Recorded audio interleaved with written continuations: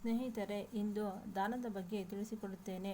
ಈ ದಾನವನ್ನು ಯಾರಿಗೆ ದಾನ ಮಾಡಬೇಕು, ಯಾವ ವಸ್ತುಗಳನ್ನು ದಾನ ಮಾಡಬೇಕು ಎಂಬುದರ ಬಗ್ಗೆ ತಿಳಿಸಿಕೊಡುತ್ತೇನೆ. ಸ್ನೇಹಿತರೆ, ನಾವು ಅನೇಕ ಪಾಪ ಪುಣ್ಯಗಳ ಕಾರ್ಯಗಳನ್ನು ಮಾಡುತ್ತೇವೆ.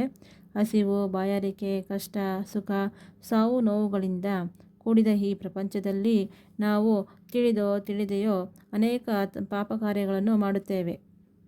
ಈ ರೀತಿಯ ಪಾಪ ಕರ್ಮಗಳನ್ನು ಪರಿಹರಿಸಿಕೊಳ್ಳಲು ಶಾಸ್ತ್ರಗಳಲ್ಲಿ ತಿಳಿಸಿರುವಂತೆ ಒಂದು ವ್ರತ ಉಂಟು. ಆ ವ್ರತವೇ ವೈಶಾಖ ಮಾಸದ ವ್ರತ.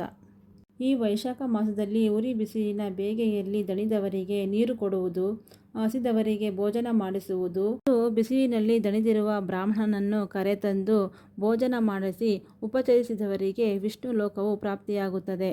ಈ ವ್ರತ ನಿಯಮವನ್ನು ತಪ್ಪದೇ ವೈಶಾಖ ಸ್ನಾನವನ್ನು ಆಚರಿಸುವರು ಬ್ರಾಹ್ಮಣರಿಗೆ ಶಯದಾನವನ್ನು ಮಾಡಬೇಕು. ಅಂದರೆ ಹಾಸಿಗೆ ಅಥವಾ ಚಾಪೆ ನಿಮ್ಮ ಶಕ್ತಾನುಸಾರ ದಾನ ಮಾಡಿದರೆ ಅಂತಹವರ ವಂಶಸ್ಥರು ಸುಖ ಸಂಪತ್ತನ್ನು ಪಡೆಯುತ್ತಾರೆ. ಬ್ರಾಹ್ಮಣರನ್ನು ಉಪಚರಿಸಿ ದಾನ ಮಾಡುವವರ ವಂಶದಲ್ಲಿ 100 ತಲೆಮಾರಿನವರೆಗೆ ದುರ್ಮಾರ್ಗಿಗಳು ಜನಿಸುವುದಿಲ್ಲ. ಒಂದು ವೇಳೆ ಜನಿಸಿದರೂ ಅವರಲ್ಲಿ ಪರಿವರ್ತನೆ ಉಂಟಾಗಿ ದೈವಾನುಗ್ರಹ ಪಡೆಯುವುದರಲ್ಲಿ ಸಂಶಯವಿಲ್ಲ. ಈ ವೈಶಾಖ ಮಾಸದಲ್ಲಿ ಬ್ರಾಹ್ಮಣರಿಗೆ ಕಸ್ತೂರಿ, ಚಂದನ, ತಾಂಬೂಲಗಳಂತಹ ಈ ವಸ್ತುಗಳನ್ನು ದಾನ ಮಾಡುವುದರಿಂದ ಮಾನವನು ಚಿರಕಾಲ ರಾಜ ವೈಭೋಗವನ್ನು ಅನುಭವಿಸುವರು. ಮತ್ತು ಪುಷ್ಪಮಾಲೆಯನ್ನು ದಾನ ಕೊಟ್ಟರೆ ಒಂದು ಭೂಭಾಗಕ್ಕೆ ಒಡೆಯನಾಗಿ ಕೀರ್ತಿವಂತನಾಗುವನು. ಹಾಗೆಯೇ ಎಲೆ, ಅಡಿಕೆ, ಪರಿಮಳ ದ್ರವ್ಯಗಳನ್ನು ದಾನ ಮಾಡಿದರೆ 7 ಜನ್ಮದವರೆಗೂ ಬ್ರಾಹ್ಮಣನಾಗಿ ಹುಟ್ಟಿ ಕಡೆಗೆ ವೈಕುಂಠವನ್ನು ಹೊಂದುವನು.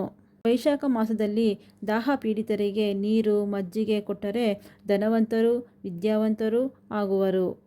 ಬ್ರಾಹ್ಮಣನಿಗೆ ಹಾಲು, ಮೊಸರುಗಳನ್ನು ದಾನ ಕೊಟ್ಟರೆ ಅದರ ಪುಣ್ಯಫಲವೆಷ್ಟೆಂದು ವಿವರಿಸಲಾಗದು. ಅಷ್ಟೇ ಒಳ್ಳೆಯ ಫಲವನ್ನು ಪಡೆಯುತ್ತಾರೆ. ಅದೇ ರೀತಿ ಧಾನ್ಯವನ್ನು ದಾನ ಮಾಡಿದರೆ ಅವರಿಗೆ ಎಂದಿಗೂ ಅಕಾಲ ಮರಣ ಉಂಟಾಗುವುದಿಲ್ಲ. ಮತ್ತು ಬ್ರಾಹ್ಮಣರಿಗೆ ಉತ್ತಮವಾದ ಹಸುವಿನ ತುಪ್ಪವನ್ನು ದಾನ ಮಾಡಿದರೆ ಅಶ್ವಮೇಧ ಯಾಗವನ್ನು ಮಾಡಿದಷ್ಟು ಪುಣ್ಯಫಲ ಉಂಟಾಗುತ್ತದೆ.